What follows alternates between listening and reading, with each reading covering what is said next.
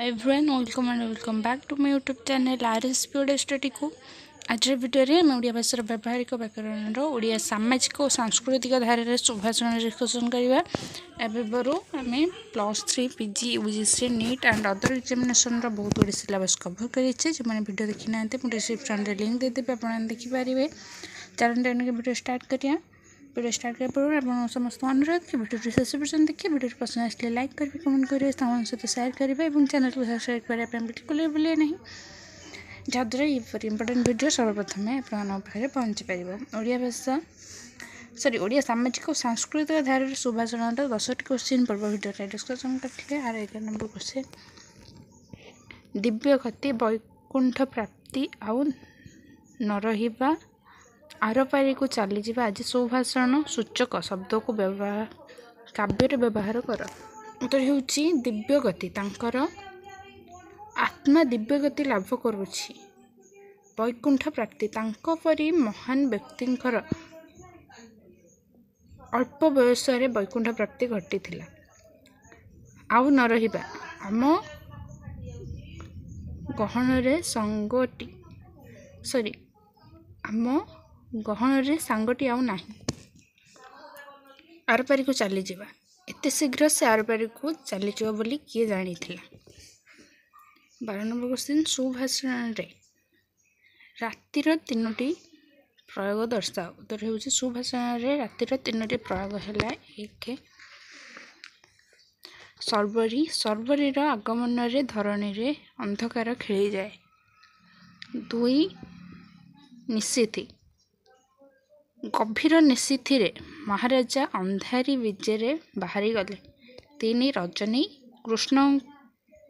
कृष्ण को अपेक्षा करी गोपी माने रजनी रे निद्रमग्न हेबाकू इच्छा करती नहीं। 13 नंबर क्वेश्चन, कर्म संपर्क में 3टी सुभाषित पद व्यवहार दर्शाओ।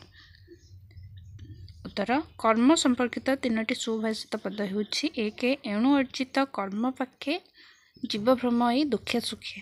2 कर्मटी दुख सुख दाता विश्व संपर्क में बलवंती विश्व संसार बलवंता। 3 मानव जीवन नुहई केवल वर्ष मास दिन दंड कर्मे जी नरकर्म इटा तार जीवनर मानदंड। 14 नंबर क्वेश्चन, सुभाषण क्या कह जाए यार स्वरूप उदाहरण सह दर्शाओ। उत्तर होउछि सुभाषण विपरीत शब्द भाव में कुभाषण को किकोफेमिज्म ग्रहण करा जाए थाए। यार स्वरूप होउछि सुंदर रु असुंदर किंबा भल खराब भाव में किंबा व्यंग्यात्मक भाव में उपस्थापित करवा। उदाहरण, क आलस्य परायण व्यक्ति को कोड़िया कहवा। ख संतानहीन व्यक्ति को आंठुकुड़ा कहवा। ग विधवा को गाँ गहली रांड कहवा। 15 नंबर क्वेश्चन, उत्तम अर्थबोधक हेले सुधा कुभाषण में व्यवहृत होउथिबा 5टी प्रयोगर उदाहरण दर्शाओ। उत्तर, उत्तम अर्थबोधक हेले सुधा कुभाषण में व्यवहृत होउथिबा प्रयोगर 5टी उदाहरण होउछि 1 पुराणा कालिया लोकों को मरहट्टी कहवा। 2 देखाणिया स्वभावर लोक को हरकला कहवा। 3 अमावास्या जन्म होइथिबा झियो को उआंसी कन्या कहवा। 4 बढ़े करी कथा कहूथिबा लोक को आगत खुआ कहवा। 5 चुपचाप रहूथिबा लोक को पुतामुहा कहवा किंबा गुप्तमारू कहवा। 16 नंबर क्वेश्चन, सुभाषण प्रयोग स्थान रे कुभाषण प्रयोगर 5टी उदाहरण दियो। उत्तर होउछि सुभाषण प्रयोग स्थान रे कुभाषण प्रयोगार 5टी उदाहरण होउछि 1 सासु केल्हारे बा आदर रे बोहू को सकाळ खाई छुआ कहवा। 2 आदर रे झियो को माँ बारुआली कही संबोधन करवा। 3 सु अभिनेत्रा को रंगवती कही परिहास करवा। 4 अल्प पाठ पढ़िथिबा लोक को भूष पंडित कहवा। 5 अति वयस्क वृद्ध लोकों को खेंटा बुढ़ा कहवा। 17 नंबर क्वेश्चन, परिवार गंडगोल सृष्टि पाई क्यों शब्द व्यवहार करा जाए।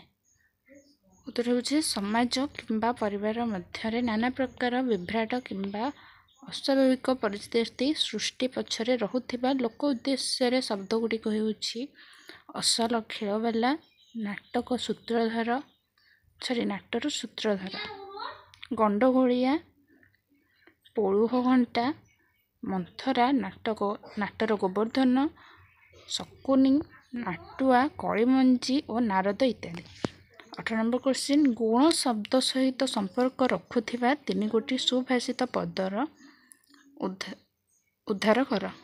ଉତ୍ତର ହେଉଛି ଗୁଣ ଶବ୍ଦ ସହିତ ସମ୍ପର୍କ ରଖୁଥିବା 3ଗୋଟି ସୁଭାଷିତ ପଦ